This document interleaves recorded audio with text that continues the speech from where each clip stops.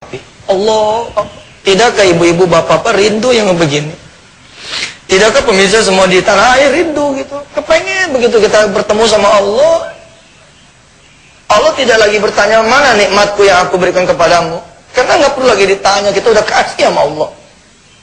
Bapak ibu rahmat Allah, nggak perlu tunggu tua untuk menyedekahkan betul-betul harta ibu dan bapak di jalan Allah Subhanahu wa taala. Nggak perlu nunggu tua. Sekarang, mumpung anak-anak masih pada kecil, dia belum bisa protes. Ya, mumpung istri kita masih pada seger, mumpung kita juga masih punya ingatan yang luar biasa.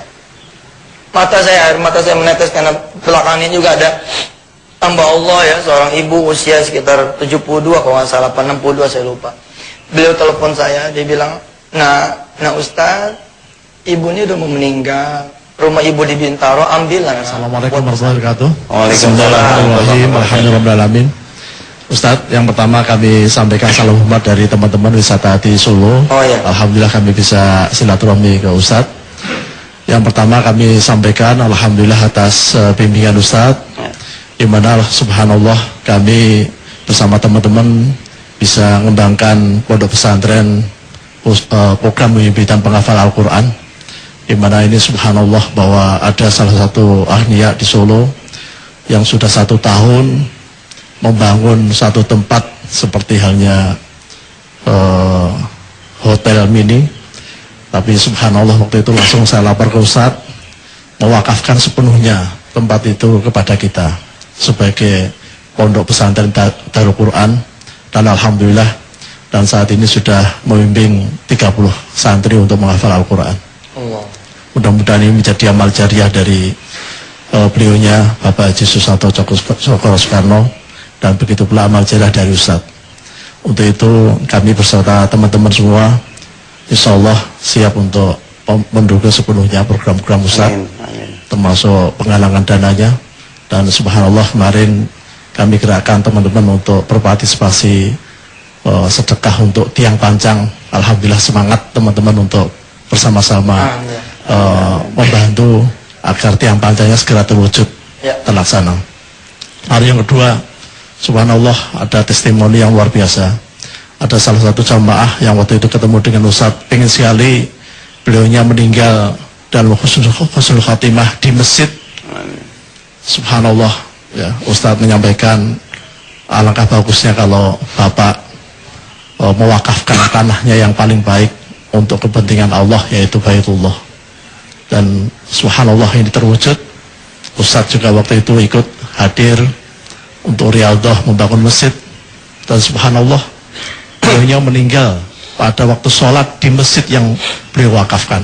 Ya Allah, mudah-mudahan ini menjadi suri tauladan kita semua. Amin. Atas yang luar biasa keajaiban.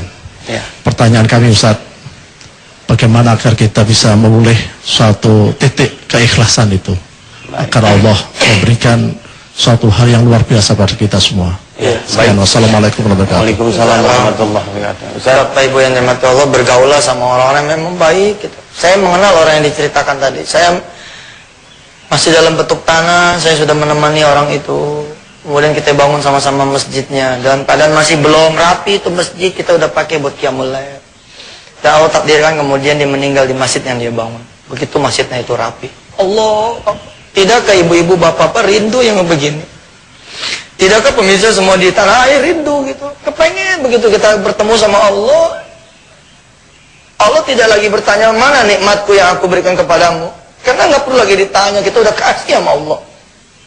Bapak ibu rahmat Allah, nggak perlu tunggu tua untuk menyedekahkan betul-betul harta ibu dan bapak di jalan Allah Subhanahu wa taala. Nggak perlu nunggu tua. Sekarang, mumpung anak-anak masih pada kecil, dia belum bisa protes. Ya, mumpung istri kita masih pada seger, mumpung kita juga masih punya ingatan yang luar biasa. Air mata saya menetes karena belakangan ini juga ada hamba Allah ya, seorang ibu usia sekitar 72 kalau nggak salah, 62 saya lupa. Beliau telepon saya, dia bilang, nah Ustaz, ibu ini udah mau meninggal. Rumah ibu di Bintaro, ambillah nak, buat pesantren. Tapi ibu minta tolong penjualan rumah ibu, tolong dibikinkan pesantren yang di Semarang. Karena ibu ini aslinya Semarang, kelahiran Semarang. Tolong dari penjualan rumah ibu bikinkan kamar kecil di pesantren yang Ustadz bangun di Semarang nanti, izinkan ibu meninggal di sana. Oh, saya bilang. Dan orang itu mengejar. Kalau kita kan mengejar sedekah, tapi dia mengejar saya untuk, ayo ambil. Saya menunggu untuk ketemu dulu suaminya. Begitu saya ketemu sama suaminya, apa dia bilang? Kan saya tanya, apakah Pak Haji setuju istri menyedekahkan rumah kayak begini? Rumahnya juga 5 miliar. Apa kata si suami? Istri saya masuk surga, masa saya di pinggir saja?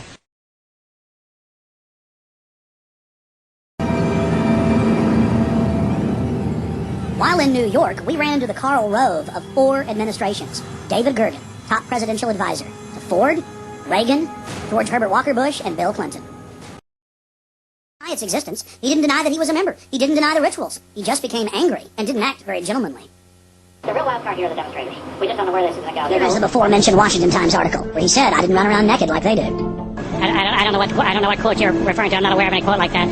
Listen, I am a happy member of the Bohemian Grove. I like the folks who come there, and it's really inappropriate for me to talk about a group behind it.